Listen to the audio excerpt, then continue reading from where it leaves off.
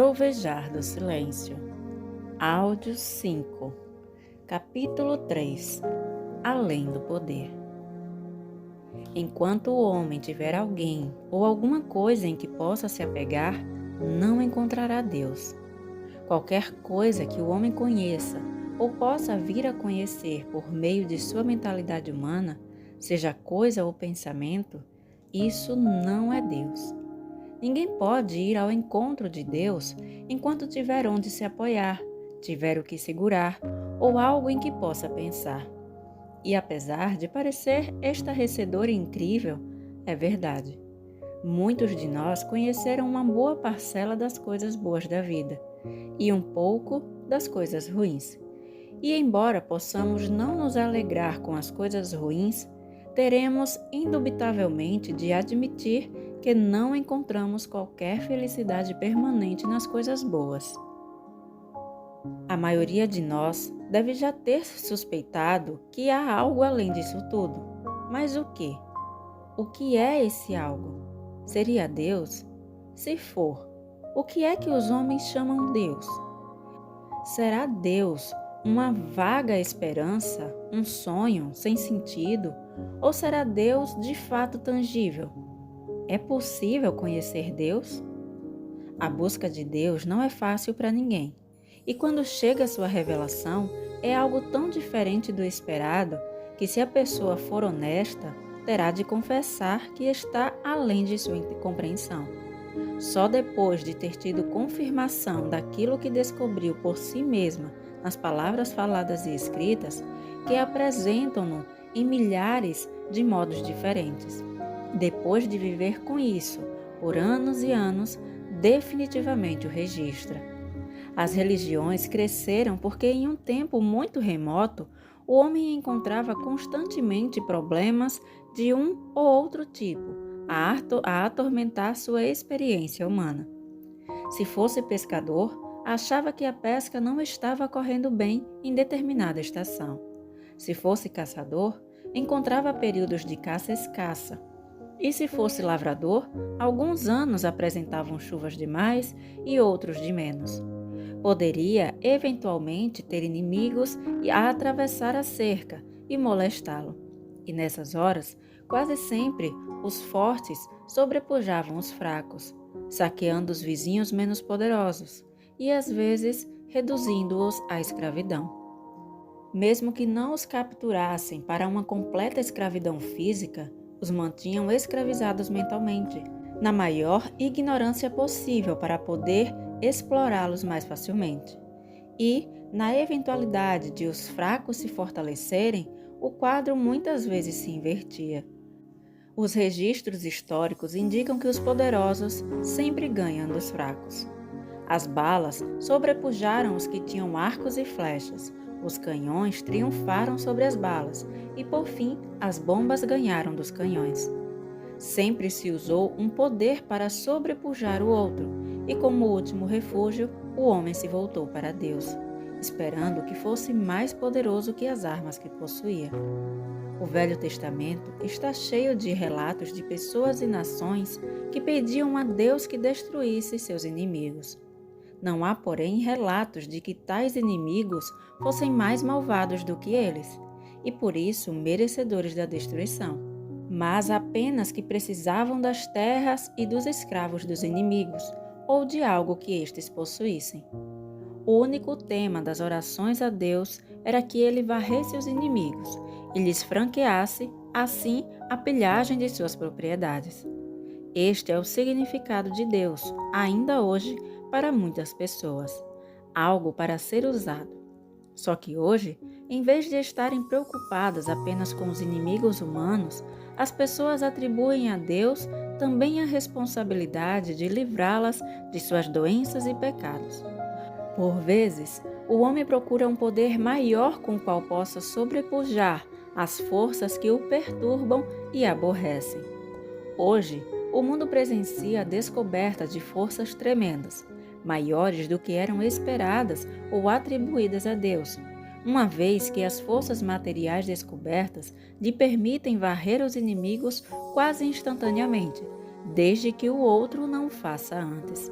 descobriram até mesmo os poderes mentais, mas nenhuma força ainda foi descoberta, quer no mundo material, no mental ou espiritual, que possa distribuir ou superar o pecado, a doença ou a pobreza do mundo. O mundo moderno, mecanicista, está buscando apenas o que buscava nos tempos anteriores a Abraão, Isaque e Jacó. Ainda ora a Deus pelas mesmas coisas que os nossos antepassados pagãos. O homem ainda não aprendeu a grande lição de que para superar toda e qualquer dificuldade não pode usar qualquer tipo de força. E se em tantos milênios o mundo não percebeu a loucura de procurar poderes com os quais aniquilar o erro, talvez seja mais sábio deixá-lo seguir seu caminho vacilante, enquanto nós trilhamos um caminho superior, um caminho infinito, mostrando que não há poderes a superar, pois a vida deve ser vivida, não pelo meu querer, não pelo meu poder, mas pelo meu espírito. Quando o grande adivinho da General Electric, Charles P. Steinmetz, disse 40 anos atrás que a próxima grande descoberta do mundo seria o poder espiritual, foi de fato profético. Deve, contudo, ser entendido que o poder espiritual ao qual ele se referiu não é um poder no sentido que se dá comumente ao termo. Poder espiritual é a ausência do poder. Não é um poder no sentido que o mundo possa conceber como tal, pois não é nada físico nem mental. Não é um poder que possa ser manipulado pelo homem. E é por isso que termos como verdade usável soam arcaicos. A verdade não pode ser usada. Deus não pode ser usado. Imaginem o homem usando Deus. Só a ideia é chocante. Quando o poder espiritual for finalmente compreendido, revelar-se-á como um não poder. E o que significa tal afirmação? Não poder significa um estado de consciência no qual não há duas forças combatendo uma a outra. Não há duas forças, uma para ser usada na destruição da outra. Em outras palavras, não há poder espiritual que possa ser usado por quem quer que seja para destruir seus inimigos. Não há poder espiritual que possa ser usado no lugar da força nuclear em que o mundo hoje confia tanto. Alguns poderão pensar que uma vez que o poder que procuramos e esperamos usar é espiritual, o seu uso seria legítimo. O que estaríamos realmente fazendo seria esperar que o poder espiritual fizesse exatamente o que confiamos que as bombas façam. Deixe-me desiludi-los da crença de que seja possível encontrar alguma força desconhecida que faça aquilo que as forças já conhecidas não puderam fazer. Não estamos atrás de uma força espiritual para destruir ou superar o que for. Ao contrário, queremos superar a crença de que exista o bem ou o mal, em todos os efeitos ou todas as formas.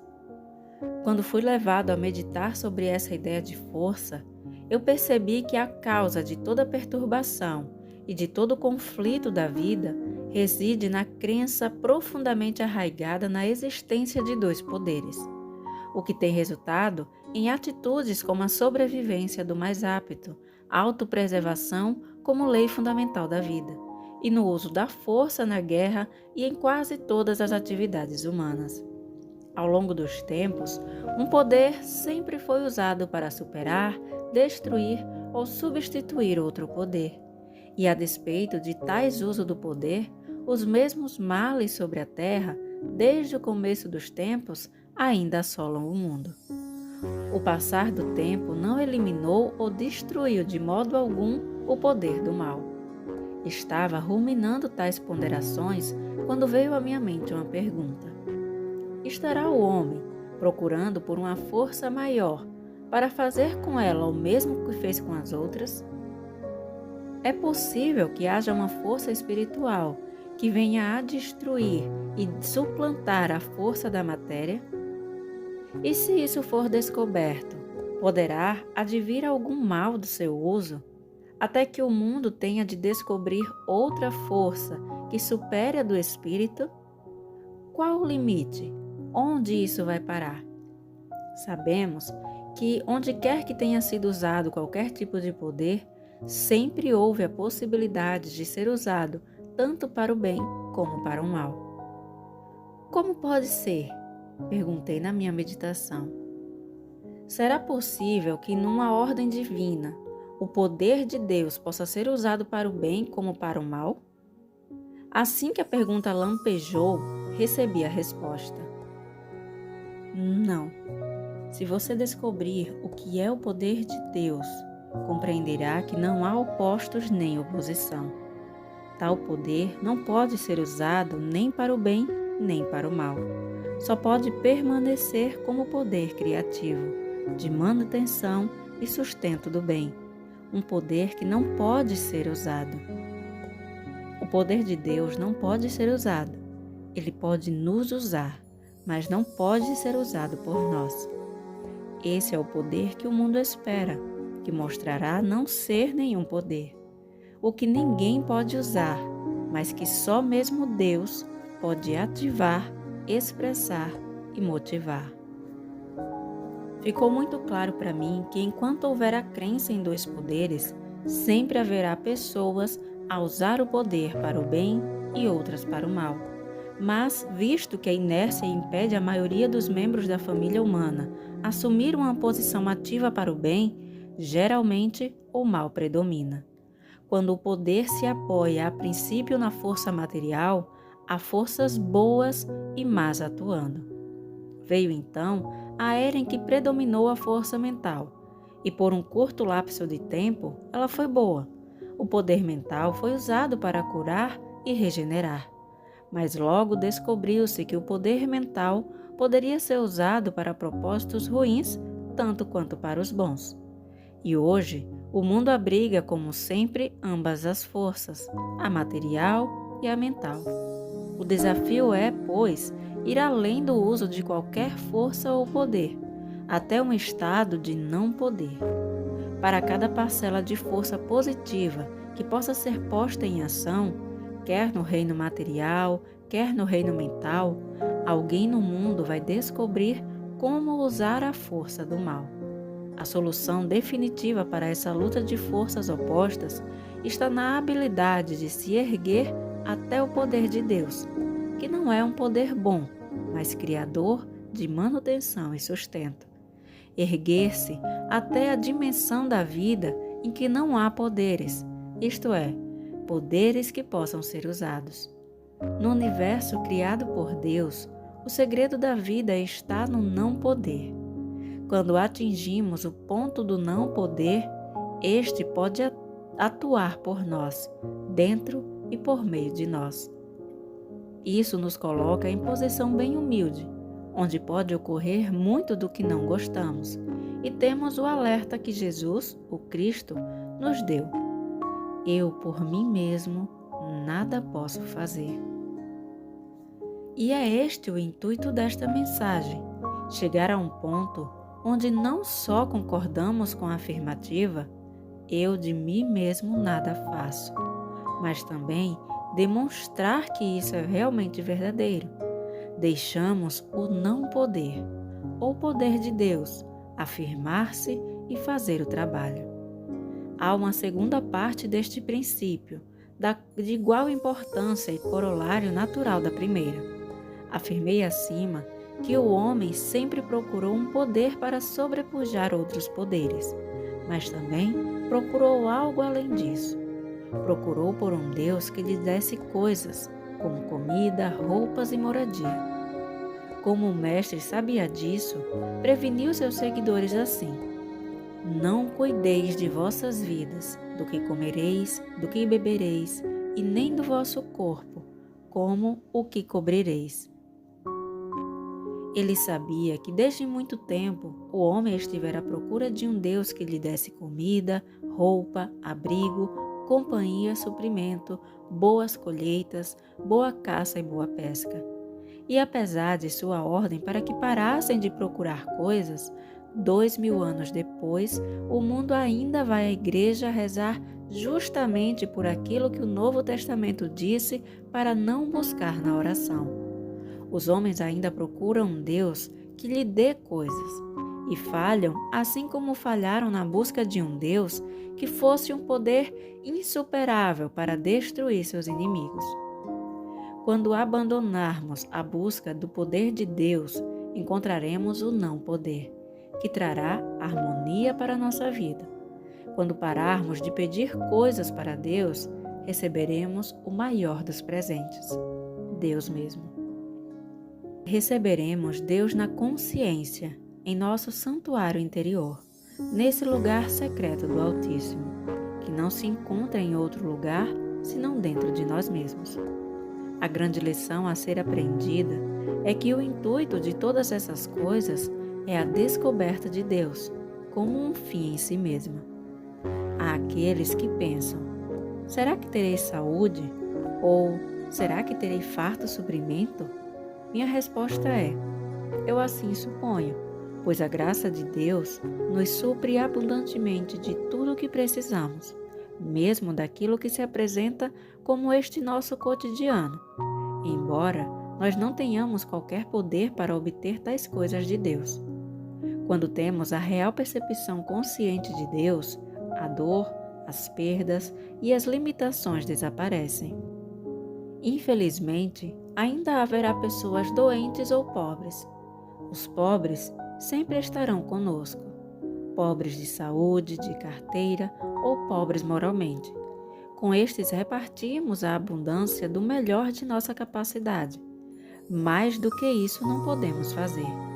Nunca poderemos dar-lhes tudo aquilo de que precisam ou que querem. Essa é uma impossibilidade, porque não tem fim as necessidades ou os desejos do homem cujo fôlego está nas narinas.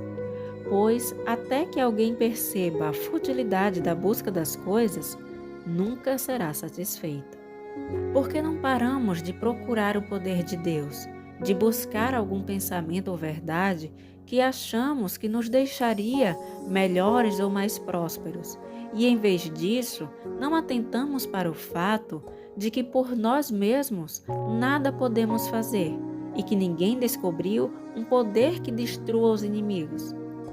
Fiquemos com a observação de que todo o mal do mundo constitui o braço de carne e deixemo-lo que se vá de nossa vida, deixemo-lo passar, não forçando ou empurrando para longe, apenas deixando passar. Nada se consegue lutando física ou mentalmente, pois lutar só faz aumentar o que parece ser um poder maligno na nossa vida. Somos nós que mantemos falsamente um sentido de poder no pecado, no falso apetite, na doença, na perda ou na limitação. Um sentido de poder que a coisa em si, qualquer que seja, não tem. E eis porque não foi até hoje descoberto um poder em nenhum dos reinos, material, mental ou espiritual, que tenha sido suficiente para modificar qualquer condição indesejável. Sempre que nos acode o pensamento, eu preciso disso, ou eu preciso daquilo, ou gostaria disso ou daquilo, ou ainda, terei isto ou aquilo, nossa relação deveria ser: o homem não vive só de pão, pelos efeitos, pela criação, mas do Espírito do Criador. Essa deverá ser uma atitude contínua, até que tenhamos sobrepujado os nossos desejos por alguém ou por qualquer coisa do reino exterior. Temos de abandonar todos os desejos do que é visível e perceber que vivemos não pelas coisas visíveis, mas sim pelas invisíveis. E notaremos então que o infinito e invisível produzirá em nossa vida as circunstâncias, condições, pessoas e coisas de que necessitamos no nosso dia a dia. Do mesmo modo, sempre que formos tentados a pensar em algum poder mau, negativo, errôneo, que esteja aparentemente dominando nossa existência, tornando-a infrutífera e que gostaríamos de eliminar, nossa reação sorridente será esta: Não preciso de qualquer poder para superar esta discórdia. Há um Deus, mesmo que eu não saiba o que é Deus. Eu não posso saber o que é Deus, por estar além de toda a compreensão humana. Se eu puder pensar em algo que eu acredite ser Deus ou a verdade, perceberei finalmente que não é Ele. E desavencerá na eternidade até que descubramos que aquilo que podemos pensar dele não é Ele. Poderá alguém acreditar que a ideia de Deus que tem na mente possa ser Deus? Isso seria certamente finitizá-lo. O grande Salomão entendeu por completo que mesmo o magnífico templo que construíra não poderia abrigar Deus, nem o mundo inteiro poderia. E todavia nós construímos umas casinhas de cachorro em nossa mente ou um ninho de pombos e pensamos que Deus esteja ali, apenas porque mudamos seu nome para a mente, vida ou amor. Tentamos ligá-lo a ideias que pensamos poder manter associadas a ele. Que loucura! Se todo o universo humano não é grande o bastante para abarcá-lo, satisfaçamos-nos em saber que Deus é e que há evidências disso na vida que nos rodeia, na vida que gera vida, na abundância de amor em um mundo que às vezes parece sem amor, na beleza incomensurável do mundo que continuamente destrói a beleza. O que Deus é, nós não sabemos, mas há muitas e muitas maneiras de observarmos e testemunharmos a presença ou seidade de Deus, não conhecendo-o, mas vendo seus efeitos. Nós não sabemos como Deus funciona, mas no caminho infinito descobrimos que Deus opera no silêncio. Quando o pensamento se cala e quando o sentido humano do eu está tão reduzido que podemos em verdade acreditar que eu de mim mesmo nada posso fazer. E temos então a paciência de esperar que nos seja revelada a glória de Deus. Apenas àqueles que estão prontos a se livrar dos seus conceitos de Deus e parar de sonhar, de pensar, de descrever, em completa rendição, poderá Deus revelar a si mesmo. Deus, eu não sei o que és, ou mesmo como orar corretamente. Não sei como entrar e nem como sair. Nem sei para que orar. Não posso acreditar no Deus aceito pelo mundo, pois tenho observado a improdutividade e a frustração que acompanham a tal fé cega.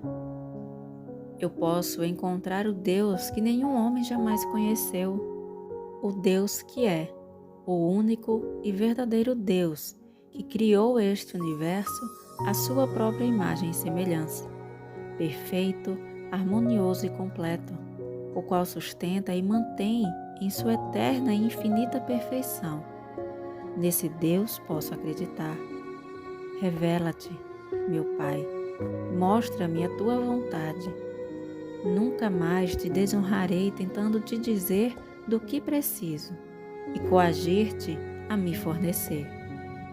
Nunca esperarei que faças minha vontade ou cumpra as minhas ordens, que sejas meu office boy. Eu coloco minha vida, minhas mãos, meu ser e meu corpo à tua disposição.